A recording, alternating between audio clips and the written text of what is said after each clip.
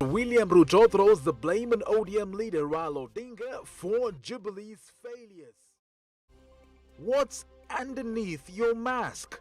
Tonight, we sit with a dermatologist who unravels a new skin condition known as contact allergy dermatitis. No pain, no gain. Kids from Korogosho Slam train martial arts to attain pro level.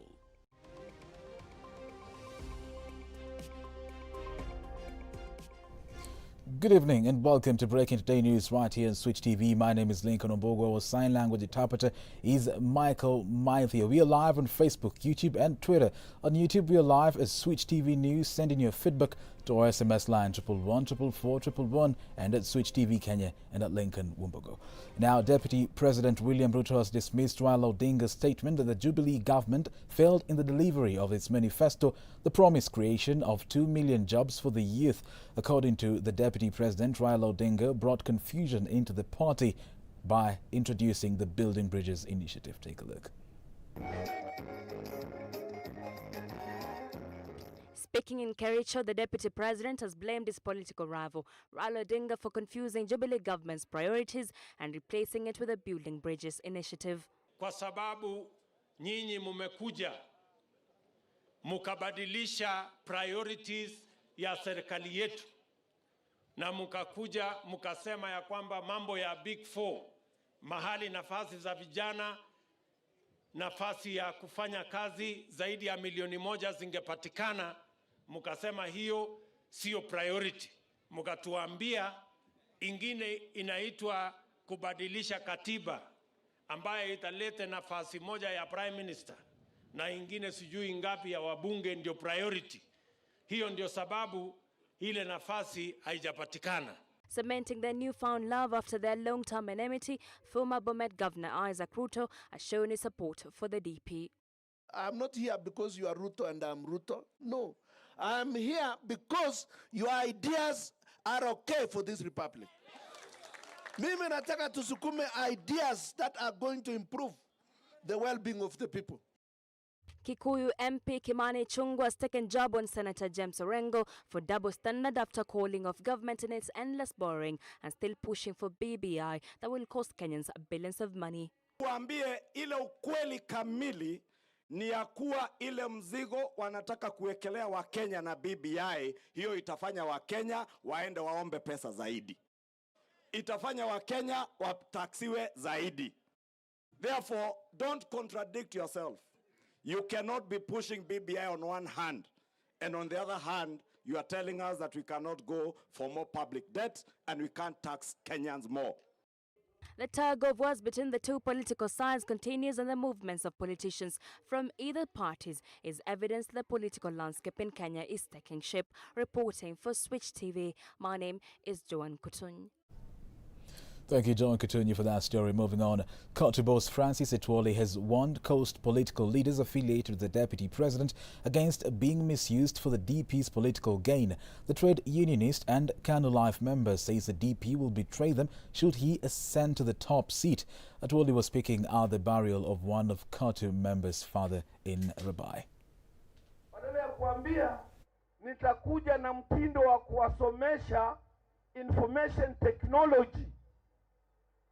Teknolojia ya kupata information ya kufanya mtoto yako awe tajiri akiwa hapa Rabai bila kwenda Nairobi. Anakuambia ataletea mtoto yako wilbaro, ataletea mtoto yako mkokoteni. Mwambie dada yangu yule anaitwa Aisha Jumwa, mwelezee kabisa, akifuatana na yeye ataomba chupu. Yes. Nimesikia watu wa Pwani wanataka chama chao, wanataka nini? Sawa, andikishe chama, waende waketi na wewe. Still on matters politics, Kilifi North Member of Parliament Owen Baya has accused Governors Hassan Joho of Mombasa and his Kilifi counterpart Emerson Kingi of frustrating efforts to form a coastal political party. Speaking at a burial ceremony in Makombowani village, Baya claimed that the two governors had sponsored people in Kilifi County to stop the registration of the party. Mijibu Kitsao with the details. In March, Kilifi North Member of Parliament Owen Baya has accused Governors Hassan Ali Joho of Mombasa and his Kilifi counterpart Amason Kingi of trying to apply delay tactics so that the new coastal political party being formed will not materialize after the duo announced that they would unveil the new coastal political party in June this year. Sisi tumechoka kuwa others pale bunge. Sisi pia tunataka ile meza ya mazungumzo ya rasilimali za kitaifa tuikalie sisi wenyewe, sio ati mtu mwingine akalie on our behalf. That time is gone and will never come back. Tunaenda sisi wenyewe kukaa pale. Baya added that the two governors are bribing youth and lawyers to sabotage the registration process of the party. Ni lazima mpwani awe na chama chake ili aweze kuwa na nafasi ya kujipigania kule juu. Ni lazima. Na hiyo si hatia, na hatuombi mtu, na hatutahemeshwa na mtu, hatutababeshwa na mtu, wala hatutayumbishwa na mtu. Wapwani wanajijua wenyewe, wanajua tabu zao na watazimaliza wenyewe. Baya, who was speaking at the burial ceremony of Matthew Karisa Katana, an uncle to Colonial Member of Parliament Paul Katana in Makombani village, has however declined to name the party or its leaders, noting that the leaders list will be published at the appropriate time since some of the leaders belong to other parties for now. Ndio, chama ni muhimu, hiyo ni vizuri sana, lakini pia Kilifi itakombolewa wakati viongozi hawataangalia chama. Viongozi watakuwa na maono ya kufanya kazi kwa mwananchi wa Kilifi. Earlier, while addressing mourners, Baya said that the coast region has been treated unfairly at the national arena because its leaders do not have a coast-based party, hence lack the bargaining power to get its share of the national cake. Majibu Kitsao for Switch TV. Thank you, Majibu Kitsao, for that story. Now, in an effort to slow the spread of COVID-19, wearing a face mask has become part of our daily routine. However, for some people, underneath the mask is a new skin condition which many refer to as acne. But according to Stephen Odera, a dermatologist, this condition is referred to as contact allergy dermatitis. Harit Chimer has a story. While health officials highly recommend wearing of face masks, which has proved to curb the spread of COVID-19, it is also leading to a spike in skin irritations like inflammation, rashes, and bumps near the edge of the nose and cheeks and chin. At this moment, we are getting cases of people complaining of mask, that they are getting hackneys. And we've seen so many clients, and for some of my colleagues and some of the my colleagues who have able to interact with, they are saying it is something we refer to contact allergic dermatitis. So with the contact allergic dermatitis, it's more of an eczema that may present with pimples, which we call papules or pustules, that are mainly localized around the cheek. And this is what other people who doesn't know what it is may refer to as acne. But what is most concerning as you walk in the streets of Nairobi is that people reuse face masks, others wearing dirty ones, others wearing masks the whole day with underlying makeup, and even most noticeably is that many wear them incorrectly below the nose, under the chin, or even hanging on the ear. According to Dr. Stephen Odera, contact dermatitis, which is an allergic reaction to components in the face wear, can be reversed if we maintain hygiene. Skin maintenance is one of the good things that will help you or will prevent you from getting acne. So some of the basic advices we usually offer is if you have an excessive oily skin, we have soap, like the soap that are made of salicylic components, usually will help to break down excessive sebum secretion. You know, our skin are secreting sebum on daily basis, and then that is one of the risk factors. We have a couple of multivitamins that works. We have multivitamins that has things like niacinamide. Those are good for the skin. Things like vitamin E. Those are good for the skin. Actually, with the current trend, people are doing things like hydrofacial, steam therapy for the face.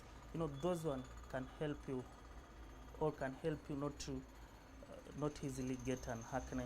So you have to keep your skin, you have to maintain your skin We have things like SPF, that is sunscreens.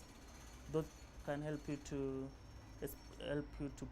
prevent you from getting things like early photo aging of the skin. The doctor recommends that one should sanitize before putting on a mask, and when taking it off, he advises that we should refrain from touching our faces, and after disposing the mask, we should wash our faces regularly with the right products as a skincare routine.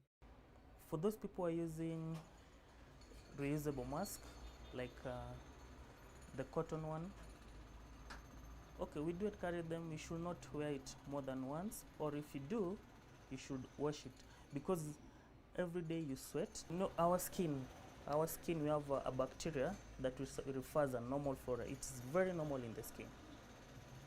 So this normal flora, it's a bacteria that usually we need an hygiene to get rid of it, because those are one of the bacteria that are very common with infection. Just in any case, maybe your body get a cut or you get a pimple, you scratch it, it can be the source of infection to your skin. So we encourage people to wash their mask, or if most possible, they can buy the one that you use once and you dispose, use once and you dispose. While the masks themselves may not be heavy, the pressure they create, the material itself, how we wear or choose to reuse could result to a serious condition if not contracting COVID-19. Thus, maintaining proper hygiene, wearing your face mask correctly, as advised by the Ministry of Health, is important. Harriet Chimea, Switch TV. Thank you, Harriet Chimea, for that very informative story. Kenya Union of Post-Primary Education Teachers, KUPPET, has castigated Right Crusader bodies for not condemning attacks and by students to teachers. Speaking today at St. Mary's ACK Church at Keniltown of Murang'a County, the union team, dubbed Team Change, and those eyeing various positions in incoming union elections, said they were surprised how those bodies kept silent over the issue. KUPPET election is about teachers issues. Tafadhali tusimamishe mpango wote ambao uko shuleni. Saturday tarehe 23 turuhusu walimu waende wa exercise their democratic right kule Murang'a Technology. You know about the affirmative action that talks about the 5% of the teachers with disabilities at least to be considered during the interviews. This is a thing that I've not been able to experience. Kama mimi nilipokuwa naenda pale interviews, sikusikia mtu akisema wale ambao wako na special needs kwanza With our story from Murang'a County, we now take a short commercial break. Stay tuned, we'll be back with more.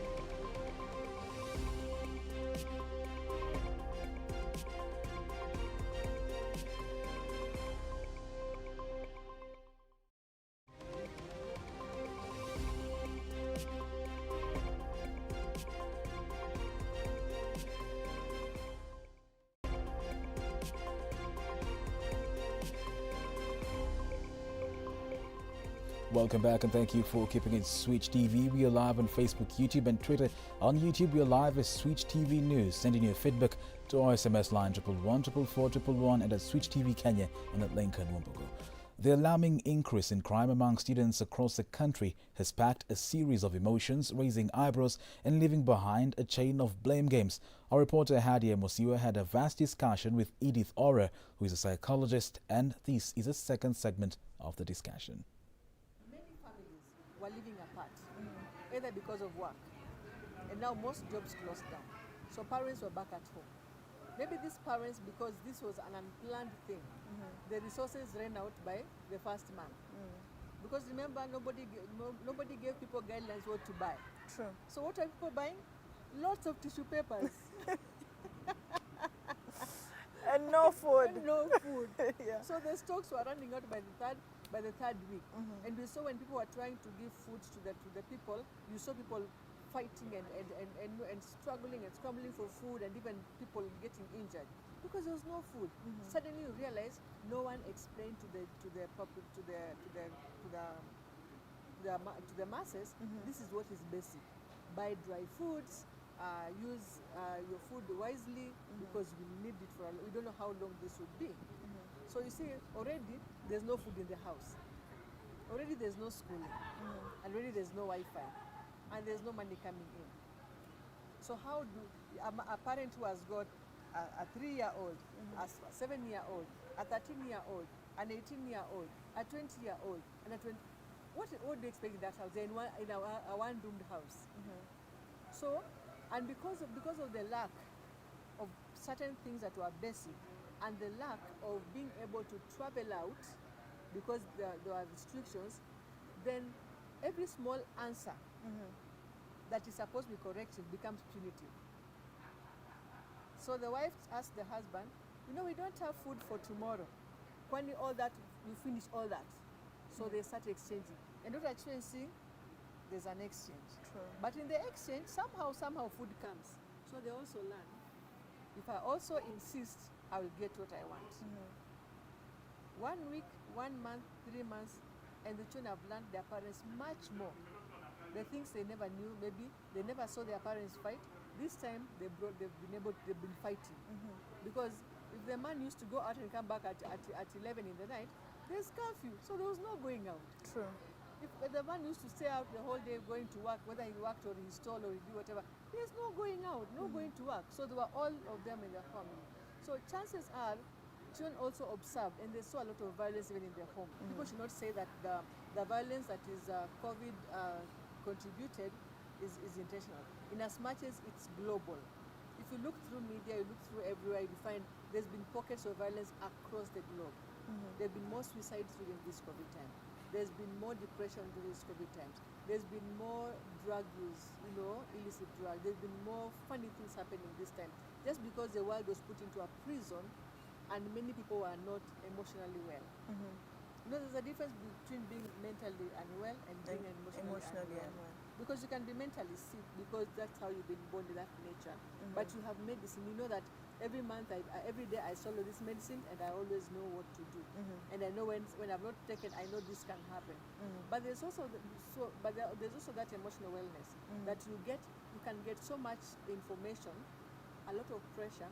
Your parents are fighting, somebody is insulting you, there is no food, but you can be able to say, yes, this has happened, but it's not permanent. Okay. This has happened, it's not my making. COVID is for the whole world. It's not about me, it's not about my mommy or my daddy. You're able to reason and overcome, overcome that problem that has come. So that is the key, the thing that we found ourselves not being able to see stress and overcome it and go on with life. Yeah. So the people who had open communications, and the parents would sit with the families and talk about their issues on a daily basis. Yeah, this has happened, so how do we get about this? We have been found unawares.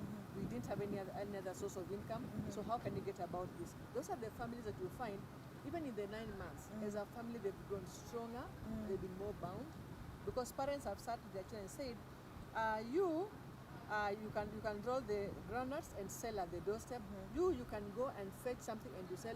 Me, I'll go and get this. They have planned themselves. A lot of entrepreneur businesses have arisen this season for many people. And some people, they've lost it all in this season. So if you're well emotionally, it's easy for you to be able to see a problem and find a solution to it. And be able to move on. So that is just the thing. That's why I'm saying it is not intentional. Whatever is happening in schools, it's not intentional. These children are just overwhelmed. They never handled it. They didn't successfully handle it in the times of the 9 months. And when they were not yet ready to handle, again they've been put with pressure, and the teachers are putting pressure. This is where we left the syllabus in the month of March. We are supposed to be finishing. We're supposed to be doing 2 terms in one term. What do you expect the children to do? Some of them lost their books. Some of them, the schools were flooded. Some of them, they've changed schools because they were schooling in Nairobi. They've suddenly found themselves in Kisii, in Wajir, because now the parents couldn't pay rent. So they're in new schools. And those teachers are telling them issues. They will fight. So what I'm trying to get is, you are saying we have mentally disturbed students all over the country in schools, and nobody is addressing their mental health status. What can we do as a country, as a community, apart from having the correctional centers, which they could be taken after they have committed crimes, but what can we do to make sure they don't get to the extent where they need, or they feel they have the need to commit a crime, so that they can be heard or they can put across some information? I think number one, it really comes to the government, because the government and the stakeholders, the society. Remember one thing, we never talk about mental illness. It's a family secret. It's a stigma. But what we know is that 1 out of every 5 people are mentally ill. 1 of every 5 people you meet, they are mentally sick.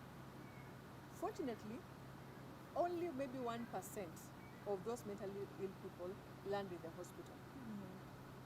So, and they say in a lifetime, everybody has a mental disorder. In a lifetime, even two to three episodes. Of course, people only say women are the ones who become mad, because we become so mad when we're expectant because of the emotions. And the hormonal imbalances. Yes. But everybody, scientifically, it's proven that 2 to 3 times in your lifetime, you will become emotionally unstable. So if as a society we're able to embrace and say, this is a normal thing. So when we are not feeling nice, can we talk about it? Because I remember we used to tell people, if you wake up in the morning and you're feeling you're moody, tell your partner, today I'm not right. So then the person says, or you can just have a password in the house, I'm blue, I'm feeling blue. And so nobody talks about it. So everybody plays cool, and they say by noon, people start talking. That has been very helpful, I think, to even the viewers, and as the government even tries, to make sure that they continue the hunting of students who haven't returned back to school 10 days or almost 10 days after the reopening of schools, after a closure of almost 9 months, almost a year. We're still here wondering, where have we gone wrong, and what is going on with our students who are suddenly becoming violent. Thank you so much, Daktari, for having this discussion with me, and I wish to see you again next time. Thank you so much. Maybe my parting shot will be that everybody should be everyone's keeper, and always get in touch. If you have an issue, there's always help out there. Reach out. Thank you.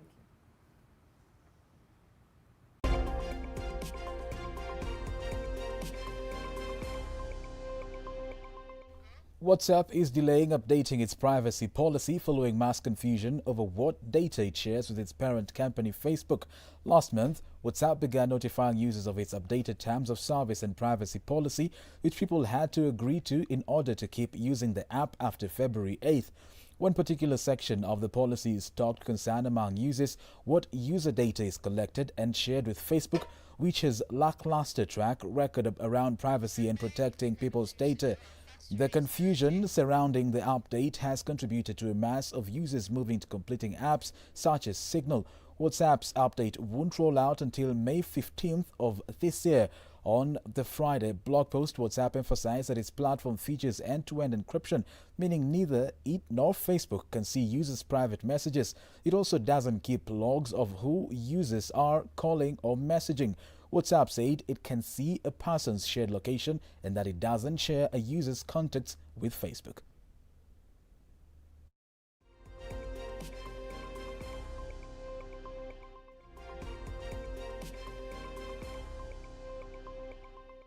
Many thanks for staying with us. My name is Cedric Oronje. It's time to get sporty. And now, karate and martial arts has been known by many to be a sport which requires hard work and, most importantly, discipline. I caught up with Evans Wasonga, a martial arts specialist who trades his art by training young lads in Korogosho slums and has also produced renowned karatekers to the national team. Take a look.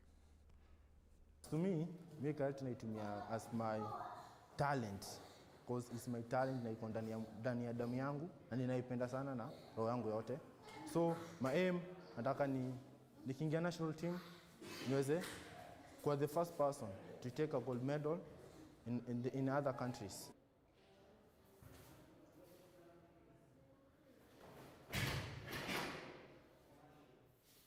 These are the words of Paul Kimani Thumbi, who also acts as the assistant coach in the group. Having produced more than enough players for the Kenya national karate team, the group has maintained its focus in breeding top-notch fighters.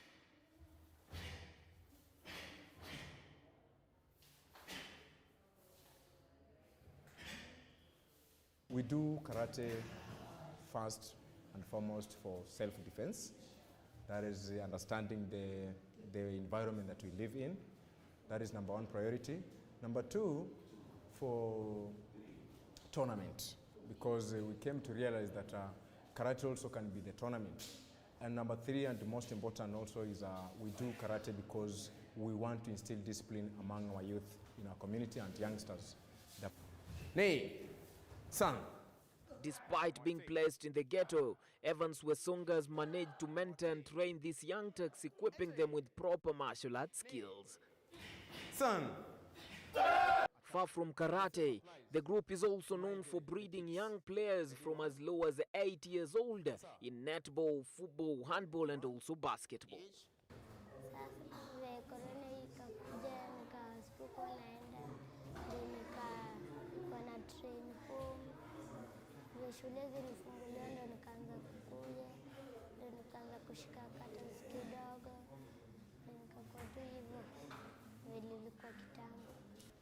So step, and step. Ready? I was in for some rude shock when I joined their sessions, since their moves looked simple from the outside, but performing them was quite a task. And toes, same. So you get in, eh?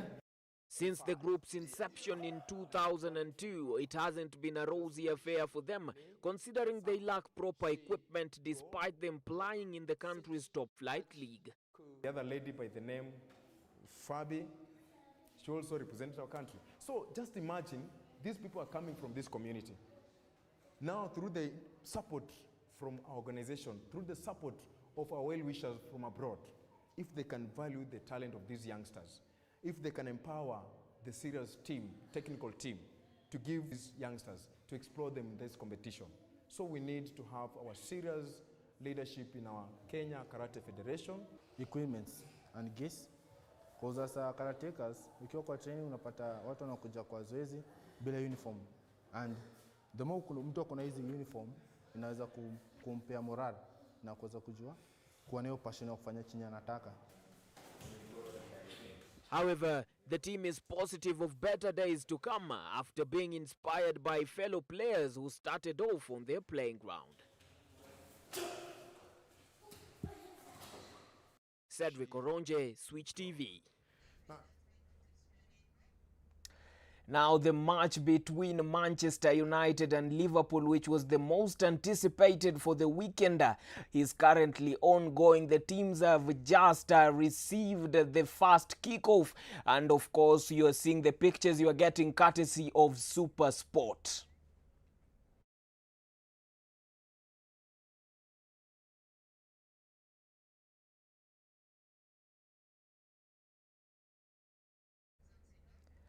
That is all for now. My name is Cedric Oronje, and do remember that greater things in life include supporting the great Arsenal Football Club. Back to you, Lincoln.